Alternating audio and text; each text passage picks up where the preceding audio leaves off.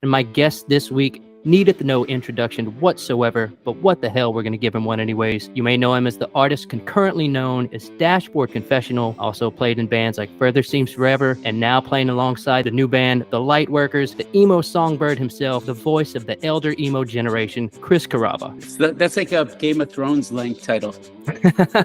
It just keeps extending. Yeah, it just keeps on going forever.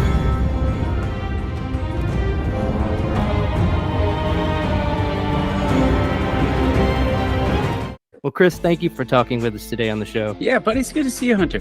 You too, brother. And Chris, we're going to play something off of your latest album, the 2022 album, All the Truth That I Can Tell. You wrote most of the material for this album in 2019, and then you were in a motorcycle accident, and the road to recovery involved you having to relearn how to play guitar through physical therapy. Then you recorded these songs. Is that timeline correct? I started recording the songs before the accident, and we were about to do finishing touches and mix the record and what have you, and then I was in this accident. But the interesting part was when you've got a record, you know what it means. You write this record. Later, people tell you what it means to them. And you think, wow, it's so different from where the inspiration came from or what it means to me. But it's supposed to be. It's supposed to be a sliver of shared experience and then something you can make your own entirely that has nothing to do with mine. But this was the first time that I wrote a record and it dealt with some heavy things. And it dealt with getting through heavy things and having perspective on them and how it improves your life, even though it's hard. And it became an instruction manual to me later because I was in this accident and it's the first time I've ever had a record where I reacted the way a fan might, where I'm hearing it and I know the original impetus, but almost instantly, only months later,